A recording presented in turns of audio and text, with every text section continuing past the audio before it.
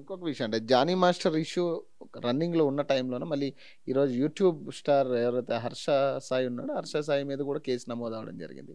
Same ఇదే issue మీద ఏదైతే మోసం చేశారో 2,00,00,000 తీసుకొని పెళ్లి చేసుకుంటా అని మోసం చేశాడని చెప్పి ఆమె కూడా రేప్ కేసు పెట్టడం జరిగింది. ఎట్లా చూడాలి సార్ మరి? ఇది ఒక ఫ్యాషన్ అయిపోయింది. నిజానిజాలు తెలియదు. ఇప్పుడు అతను పెళ్లి చేసుకుంటా అన్నాడు. పెళ్లి చేసుకుంటా అన్నాడు. డబ్బులు ఇచ్చానంటున్నావు. సినిమా తీసింది ఈ అమ్మాయి, ఒక సినిమా దిగిలింది. నువ్వు మీరిద్దరి మధ్య బంధానికి మీరేదో బంధంలో ఉన్నారు, ఒకరికొకరు పూసుకుని రాసుకున్నారు, నువ్వు డబ్బులు పెట్టావంటే బంధం ఉండబట్టే కదా.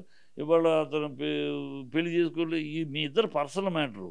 మీ పర్సనల్ ఒకరికొకరు ఏదో ఒకటి మోసం, నువ్వు మోసం చేసావు, అతను మోసం చేసావు, ఇది ఒక ఫ్యాషన్ అయిపోయింది పెద్దాన్ని. ఇప్పుడు అమ్మాయి విషయం ఏంటంటే 2 ఏళ్ళు ఎన్నో ఏళ్ళు సినిమా కూడా తీసింది ఆ అమ్మాయి, ఇతను హీరోగా సినిమా తీసింది. బిగ్ బాస్లో పార్టిసిపేట్ అయ్యింది. 2 కోట్లు ఇచ్చిందంట తనకి.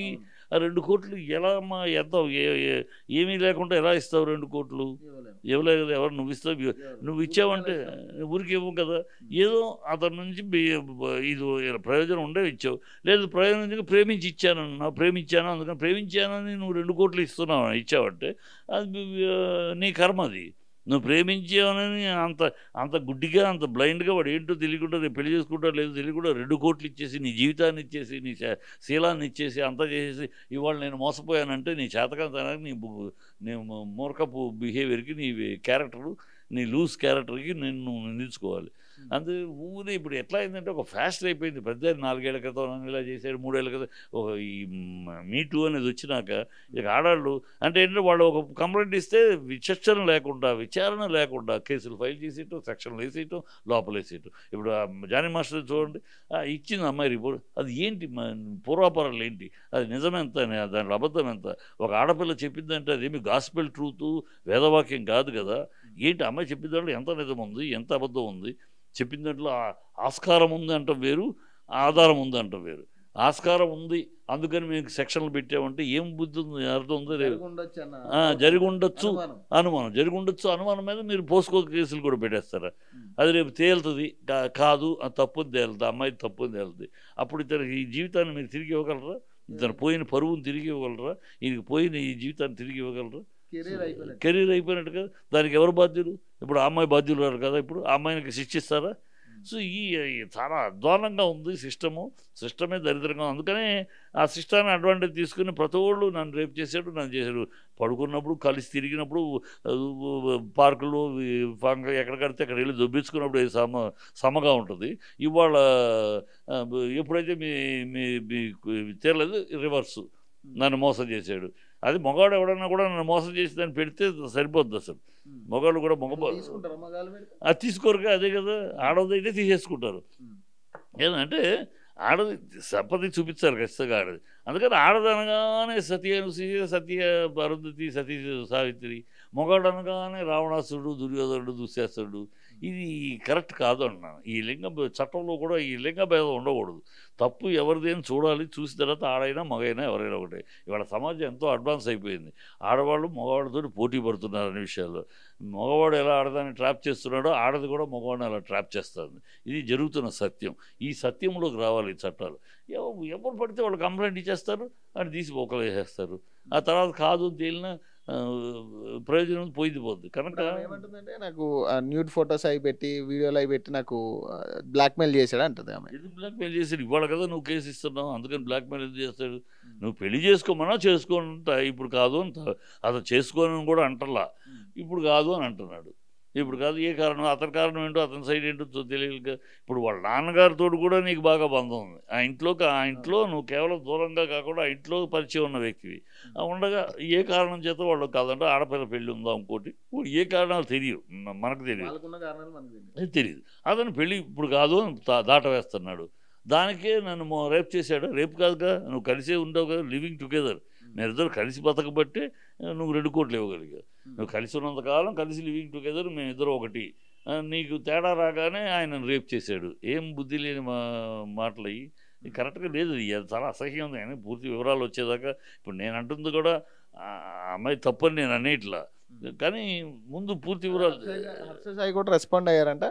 అది పూర్తి వివరాలు త్వరలో బయట పెడితే మా లాయర్ కూడా వస్తాడు మీడియా ముందుకు. అంతే, పూర్తి వివరాలు బయట పెడితే బయటకు వస్తాయి. కానీ ఈ దందా ఆగాలమ్మా. ఇది చాలా దౌర్భాగ్యం. ఈ దందా అయితే అసలు ఎవరు ఏ మగవాడు బతకలేడు.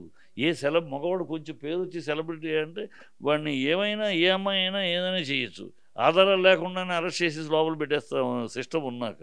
ఎవడైనా ఏముంది, రేపు ఒక పెద్ద హీరో మీద కూడా ఒక అమ్మాయి అనొచ్చు, ఒక పెద్ద డైరెక్టర్ మీద కూడా ఒక హీరో, ఒక ప్రొడ్యూసర్ వినపడుతుంది. ఏముంది, ఈజీగానే ఇచ్చు. ఇప్పుడు నేను డైరెక్టర్ ప్రొడ్యూసర్గా నేను నా దగ్గరికి వస్తారు చాలామంది. వేషం కోసం వచ్చేవాళ్ళు ఉన్నారు, అసిస్టెంట్ డైరెక్షన్ డిపార్ట్మెంట్ పని చేయడానికి అడిగేవాళ్ళు ఉన్నారు, వస్తూ ఉంటారు. ఎవడో అమ్మాయి వస్తుంది, వేషం కోసం వస్తుంది, నేను ఇవ్వలేదు, ఆ అమ్మాయికి ఇవ్వకుండా ఇంకోళ్ళకి ఇచ్చాను. ఆ అమ్మాయికి నా మీద కోపం. ఆయన దగ్గరికి వేషం కోసం వెళ్తే నా చేయి పట్టుకుని లాగాడు అంటుంది. ఏంటి ఆధారం? ఏమిటికి వేసేస్తారు లోపల. అదే జరుగుతుంది ఇప్పుడు. అది ఇలాగ చేయడం వల్ల ఇలాంటి కొంతమంది అమ్మాయిలు అన్డ్యూ అడ్వాంటేజ్ తీసుకుని బిహేవ్ చేస్తున్నారు. దీంట్లో నార్సింగ్ అనేది ఒక అడ్డా అయిపోయింది వీళ్ళకి. నార్సింగ్లో ఒక అడ్డా. వీళ్ళు ఒక అమ్మాయి కంప్లైంట్ చేస్తే వాళ్ళు ఇమీడియట్గా దానికి ముందు అంతే చట్టాన్ని రాంగ్ ట్రాక్లో పట్టిస్తున్నట్టు ఆడవాళ్ళ మీద ఉన్న విలువల్ని ఇలాగూ దిగజారుస్తున్నట్టే. మగవాడి కెరియర్ పరిస్థితి ఏంటి ఒకవేళ నిజంగా ఇది జరగలేదని ప్రూవ్ అయితే మరి వాళ్ళ కెరియర్ అంతే. ఇప్పుడు ఉన్నాయి శిక్ష. అమ్మాయి ఫాల్స్ కేసు పెట్టినందుకు అమ్మాయికి శిక్ష ఉంటుంది, ఆ అమ్మాయి శిక్ష ఉంటుంది.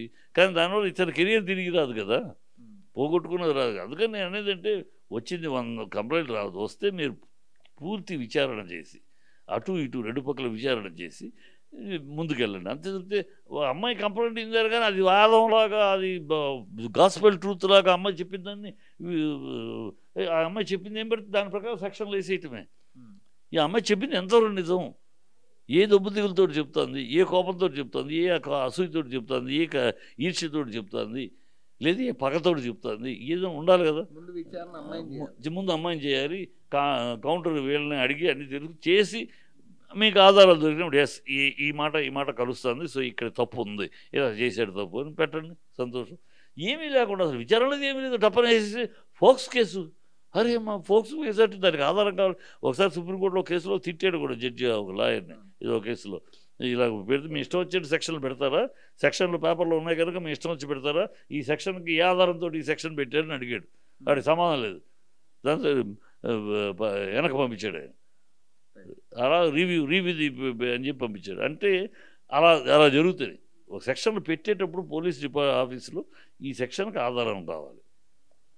ఏం ఆధారం ఉంది, ఈ ఆధారం ప్రకారం మాకు సాక్ష్యాలు, డైరెక్ట్ సాక్ష్యాలు ఎప్పుడు సర్కమ్స్టాన్షియల్ ఎవిడెన్సెస్ ఉంటుంది పోలీస్ దగ్గర. సర్కమ్స్టాన్షియల్ ఎవిడెన్స్, ఈ సర్కమ్స్టాన్షియల్ ఎవిడెన్స్ అంటే పరిస్థితులను బట్టి. సో సో ఈ పరిస్థితిలో రెగ్యులర్గా అతను ఈ చోటుకు వచ్చేవాడే కనుక ఈ అమ్మాయి చెప్తుంది అక్కడ అన్నప్పుడు ఈ అమ్మాయి అక్కడికి వచ్చే సందర్భంలో వీళ్ళు ఎదురుగా ఉండేవాళ్ళు చూశారు. సో ఈ సర్కమ్స్టాన్షియల్ ఎవిడెన్స్ ఇలా ఉంటాయి.